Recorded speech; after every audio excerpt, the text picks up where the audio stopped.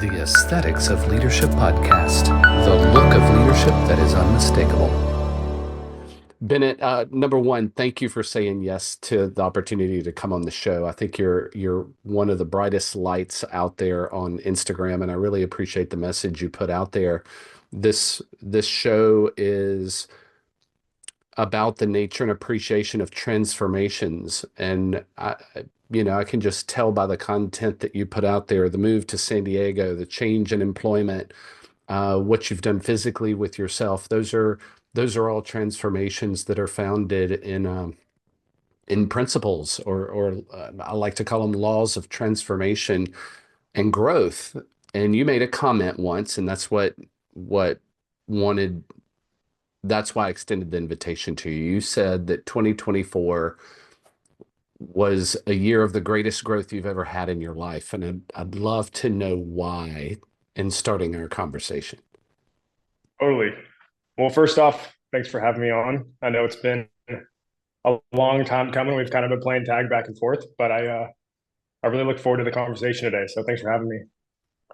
Kind of getting into it. Yeah, I mean, 2024 was quite the year. I started out, I was living in Florida at the time. I was running multiple sales teams for a solar company, and I was doing very well financially, but I knew this wasn't what I was supposed to do. It was kind of just eating at my soul. And I didn't feel that the world was getting the best version of me.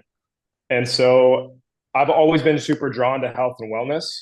And I didn't know directly how I was going to actually pursue that, but I knew what I was currently doing in the path that I was on. It was not in full alignment with what I wanted for my future. And so it was a tough decision. I was thinking about it for quite some time, probably almost about a year before I actually quit my job. I moved back to California, which is where I grew up.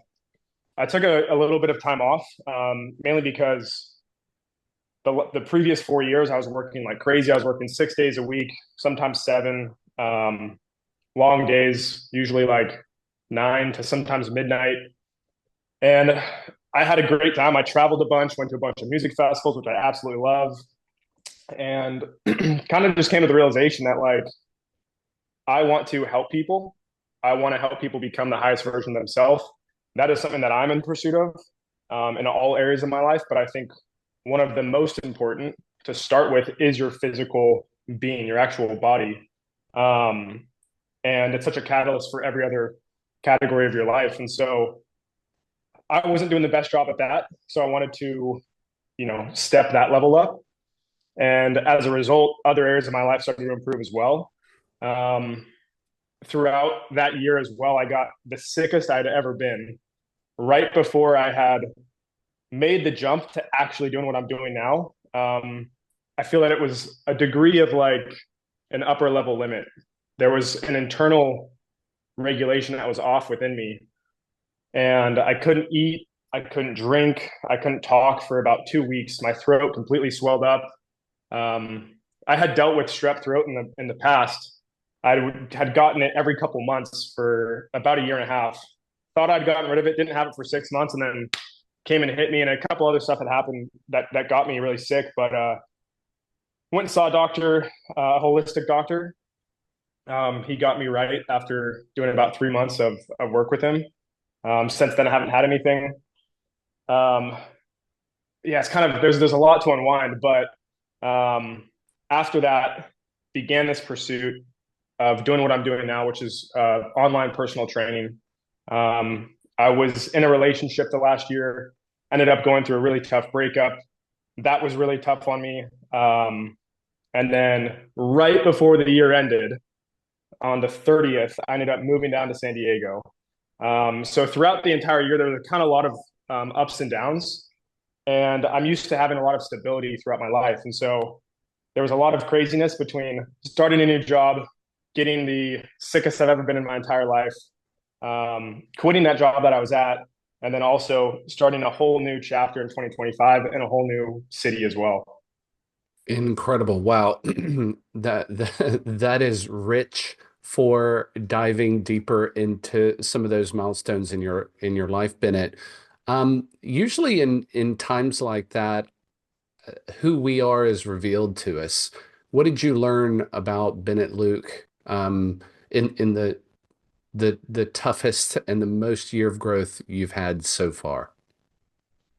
Yeah, so one of I know a lot of people like to have their word of the year, and it's something that they think of in January, and it helps predicate how the year is going to be. It's something that they reflect on a lot. I like to actually reflect back on the year and have like a year defining word for what I experienced. And so when I was thinking about 2024, the word for me was uncomfortable. And it was an extremely uncomfortable year between everything I'd gone through. There was a lot of unknown, a lot of challenges I went through, a lot of growth that I experienced, obviously, through those challenges. But at first, it's interesting because when you hear uncomfortable, it's generally not associated with positivity. Yet, if you look at it in the right light, the fact that it was uncomfortable was what made it one of the best years of my entire life. Without being uncomfortable, there's no area or no room for growth. And so, because I was challenged in so many different ways, it required me to level up and really expand who I was and expand the beliefs that I had about myself, what I was capable of doing, and helping me get to this next level. So, I don't know if that answers your question directly, but that like it helped me uncover some stones and just really, like I said, step up to the next level. Yeah, I think it was my mentor told me this, Bennett, years ago. Um, he asked me, "What is the greatest teacher?" And I went, "Oh, I was so proud of the answer." I was like, "I know that. It's our experiences are our greatest teacher." And he went, "No, no, no, no, no. You almost got it right." And I was so disappointed. And he said, "It's our evaluated experiences." So I really like how you look backward, naming the year to inform you moving forward. That's pretty amazing. I've never heard it put that way. Um, and I also believe this must be destiny, Bennett, because my username is Disrupt Comfort here on Instagram, and that's where we connected. So I'm like, there's the connection point. That's awesome. Yeah. Bennett, is what you experienced uh, a common experience among men your age? And I ask that question because I find there are people who are victims of their circumstance and victors in spite of them. You are yet another person who has parlayed self-awareness and strength or natural strength into the way forward. And I'm curious though, what is your age group of young men experiencing these days, and what makes the difference between being successful or not through it? Are you talking just a general experience or a specific experience? Yeah, well, there's so much suffering, I think, in men in your age group, and I'll even add two generations on top of that. There's a lot of suffering, and I'm seeing that we're losing too many men because of it. Uh, Hmm. and that bothers me. And I guess I'm looking for patterns or trends or perspectives from people in that young age group. What what's gone wrong? Where is the victim coming from? And how do we help be a catalyst for men not to be victims? Yeah, it's tough. I think that I mean I'm in a unique generation in the sense that, and even some generations above me as well, where when I grew up, I didn't have that much technology at first. And we started to get more technology as I got older. Instagram came out when I was like in eighth grade, and like that's when social media kind of started to take off. And so high school, it was like very prevalent. These younger generations, they're just born into it. And I think that there's a lot of pros and cons to social media. I think it allows you to connect with really fascinating, cool people that are a part of your tribe. I probably would have never met you had it not been for Instagram. Um, so that's really cool. There's a lot of inspiration out there. There's a lot of opportunity to see what's actually possible. However, on the flip side of that, I think that there's a lot of comparison that happens. You see what others are doing, what others are achieving, and you oftentimes don't see the entire story. You don't see all the struggle that they went through. You don't know if what they're showing is fully authentic, if they're faking it, if they're renting stuff, if you don't know the full story very rarely. And as a result, you're only comparing based off what you're seeing. And it's really, really tough when you're seeing so many successful people around you and you're putting these expectations based off of your own circumstance of where you should be at. Now, I think it's good to hold yourself to a high standard, but also again, like you have to know the full story of what's actually happened, what people have been through, the challenges they've been through to get them to where they're at. And I think oftentimes people don't truly understand how much work was required for someone to be successful.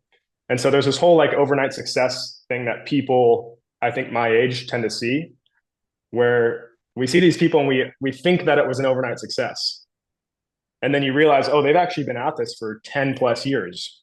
And for the first 8 years, they were eating dirt. Like nobody showed up, nobody listened. Like they were in debt, they were struggling to pay bills. And then all of a sudden, boom, overnight success. And I think because of that, it's really tough. It's been interesting because I was always under the impression that social media would be extremely brutal, specifically on women, just because of how they are by nature.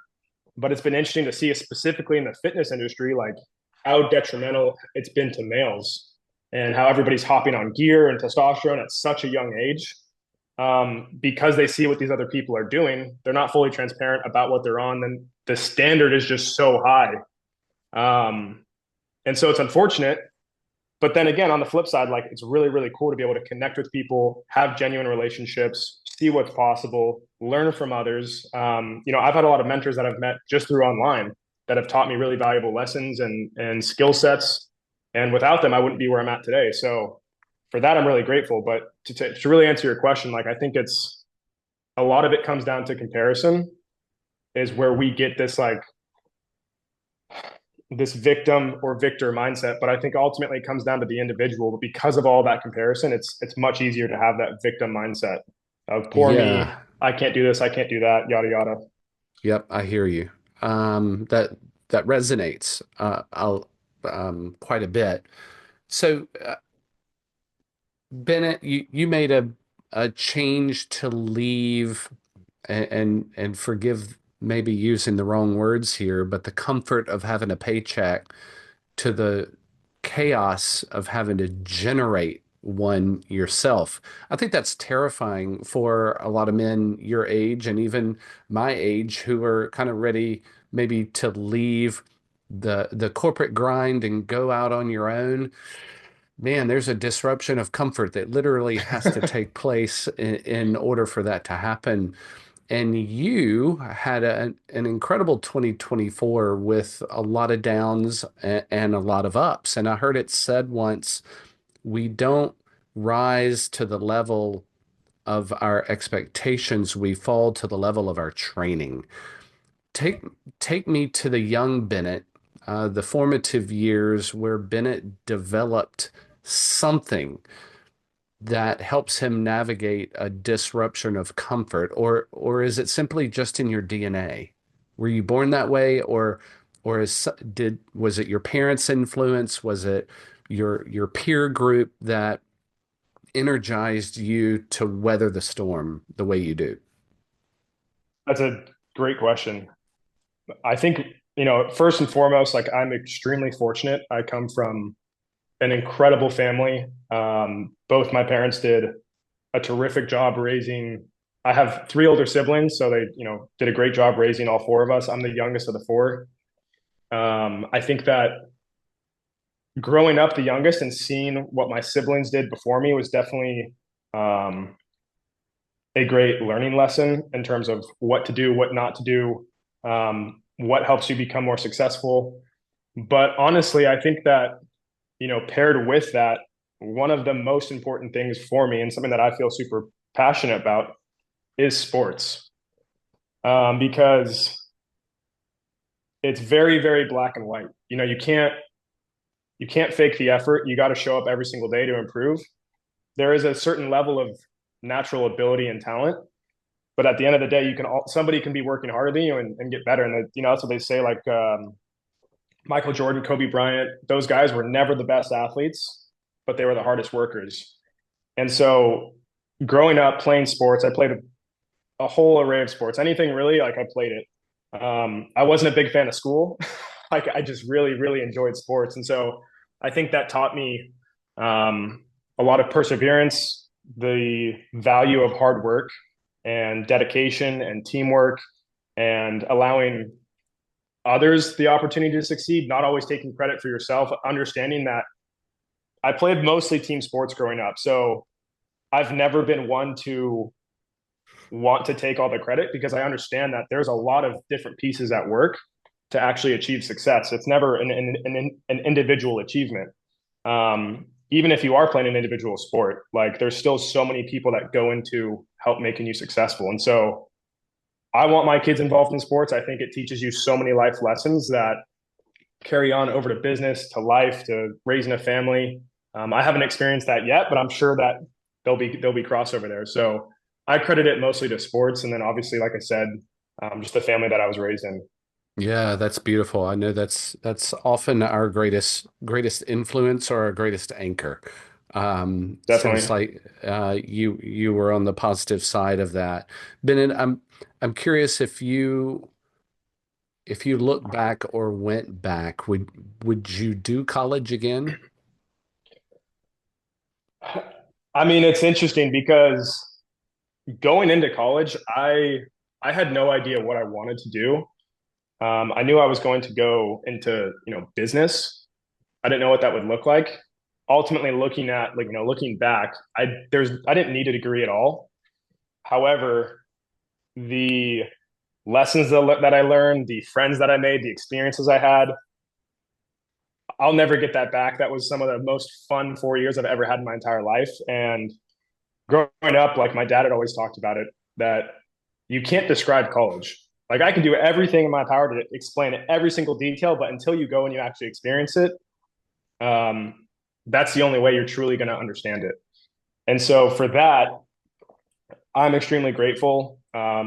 Without it, it wouldn't have. There's certain people that I met and got connected with that kind of got me on the path that I'm on.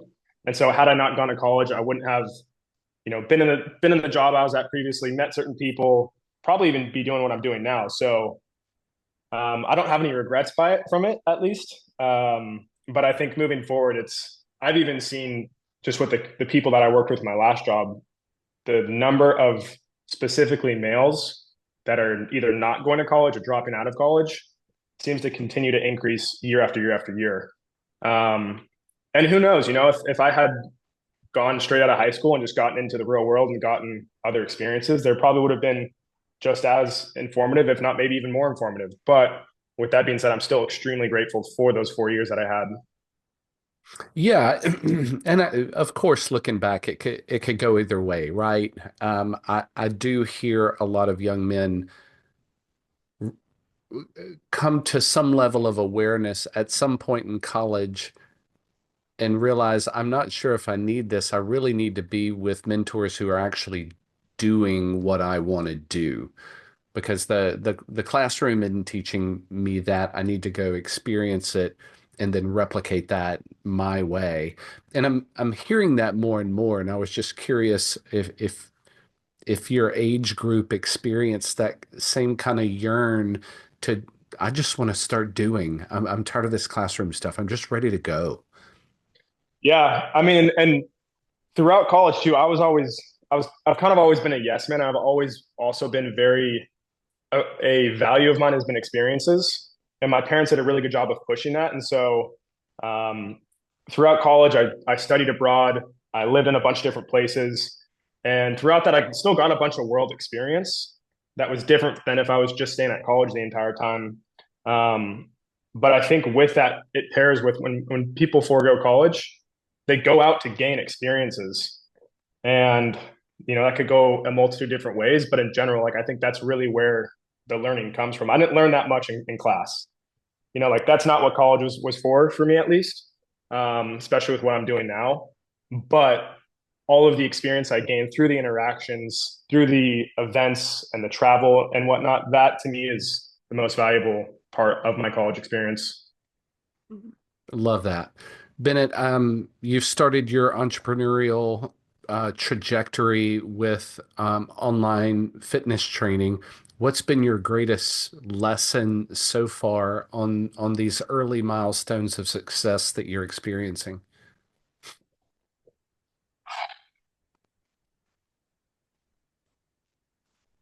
I think that I say this a lot, but most people know what they should be doing.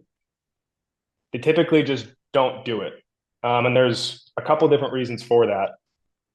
Sometimes they lack the discipline, they lack the accountability, maybe they lack the vision. But in general, like if somebody wants to get in shape, they know, okay, I probably need to eat a little bit less. I need to move a little bit more.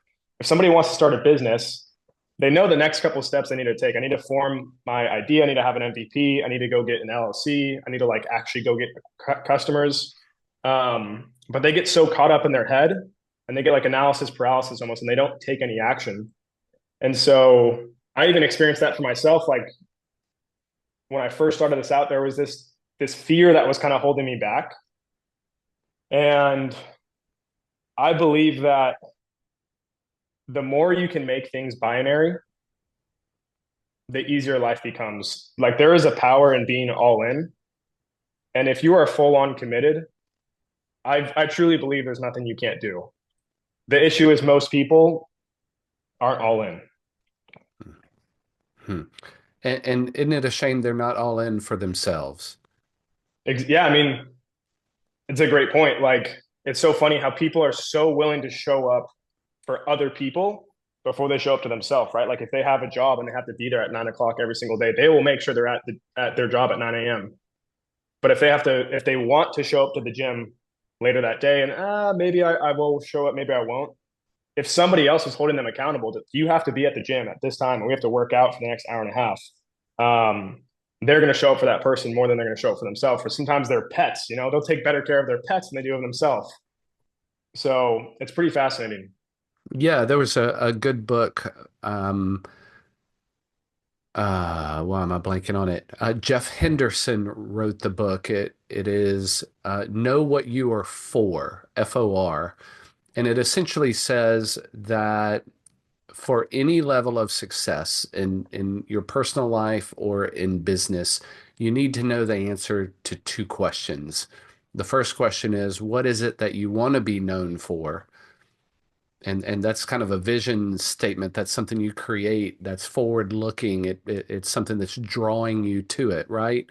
Um, and then the second question is one that really you shouldn't answer. You should be informed by others what the answer is, and that is, what are you known for?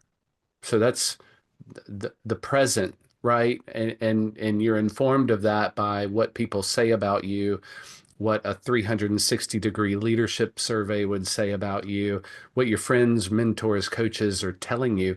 And the gap between those two questions is your individual development plan, essentially. The closer that you can get the answer to those two questions to be the same, that's success.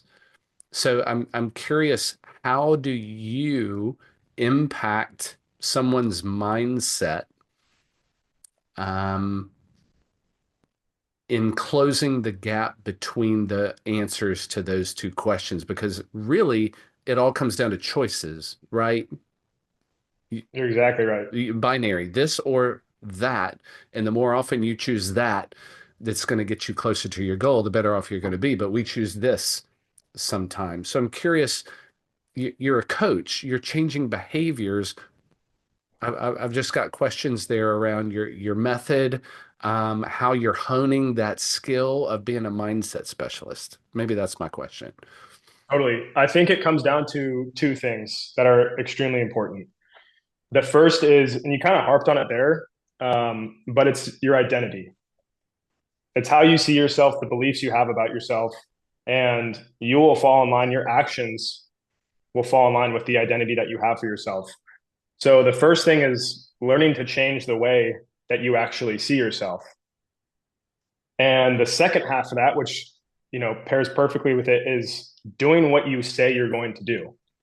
Because people can try and change their identity and say they're going to be a certain type of person, but if their actions don't follow suit with it, they're never actually going to believe it. And so the more in line you are with everything you say you're going to do and actually following through with it, the more powerful you become because you know that your words actually have weight and power. And so if you say you're going to do something, you know you're going to do it.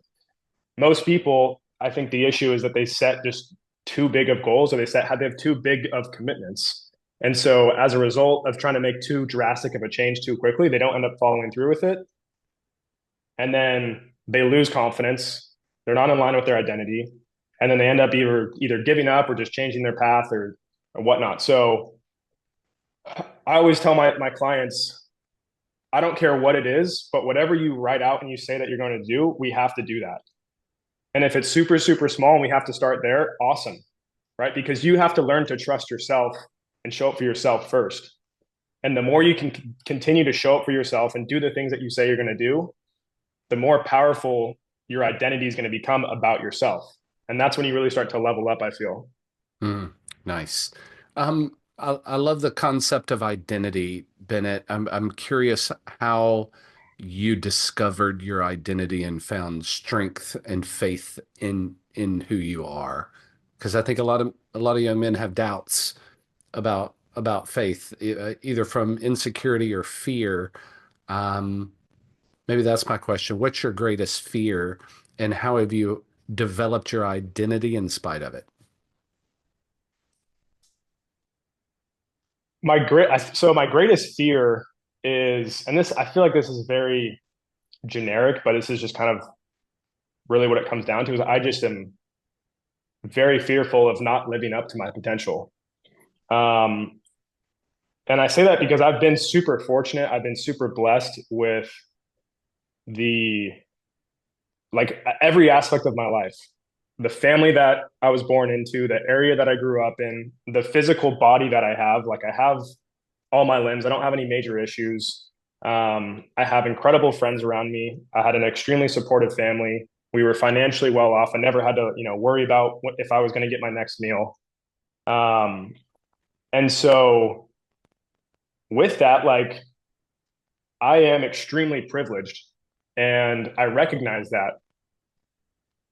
And that's not necessarily an issue as long as I actually take advantage of that privilege and I'm able to actually, you know, become the best version of myself. And in doing that, help others along the way. If I squander that opportunity, I think that's a huge disservice to myself, to my family, to those around, to, everything. And so I want to be the best version of myself. I want to continue to hold myself to a high standard, to push my goals, push my vision.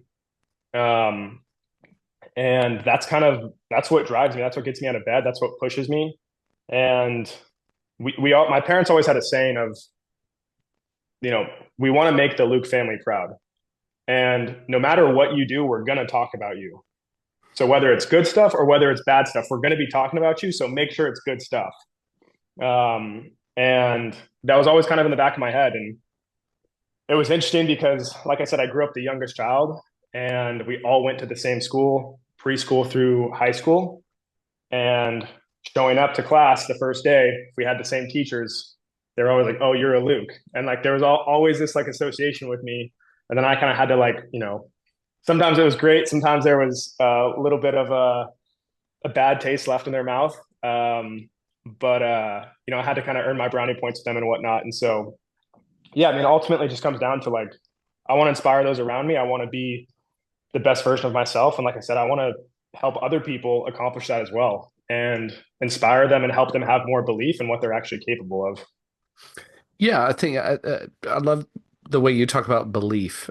Belief is, it feels like a faith journey. It feels spiritual because I think that is another pandemic that we have going on in young men today is a lack of belief in self. They're placing their belief in things external to them, which are fleeting, are full of disappointment, attachments, you name it. A lot of issues we can talk about there. But belief in self is having faith, not knowing the answers and stepping forward anyway. How have you parlayed the spiritual side of Bennett to bolster this formula of greatness and success that you are building? Spirituality has to be part of that, right? And I'm not talking about religion necessarily. It's part of that, but I'm just curious how you've used that variable in a success formula. Can you restate that question? I think I understand, but I just want to make sure I'm clear. Yeah, I think a lot of men that have a hole in their identity, a hole in their heart, a hole in their soul, try to fill it with things external, Hmm. missing the fact that spirituality might be that which needs to fill those holes that have appeared in their life, and they're not looking for the spiritual answer, the journey inward. They're looking external. How have you used spirituality in your success formula? I guess is my question. Yeah, I mean, there's definitely a religious aspect to that answer for sure. I grew up going to Catholic school my whole life, and so I went to church twice a week for like 10 years. And when I went to college, I kind of fell out of my faith a little bit, and then more so recently came back to it. But I was always spiritual throughout throughout my entire life. And I feel that there's kind of like two ways that I really like gain confidence in that spirituality. And that's one through actually just going out and being in nature and seeing the beauty and the awe that there is. I grew up on the beach, and so like seeing the ocean, understanding the power of it, and being in it, seeing the sunset every single night over the water, living near the mountains, like it was always very humbling knowing that there's these massive forces beyond me. And it was interesting, like when I was living in Florida, it was kind of odd because there's no mountains. It's just flat.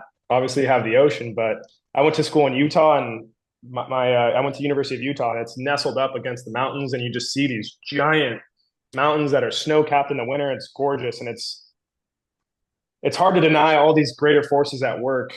Um, and so that's always been very grounding for me, and also just trust, like seeing the beauty in nature and how everything kind of works together in the full circle of life, and knowing I've always believed that like everything happens for a reason, um, and I think everything really is a blessing. It depends. The present affects your interpretation of the past, and so you might not recognize it at first, but as you go on about your life, you look back and you're like, wow, that was actually such a blessing.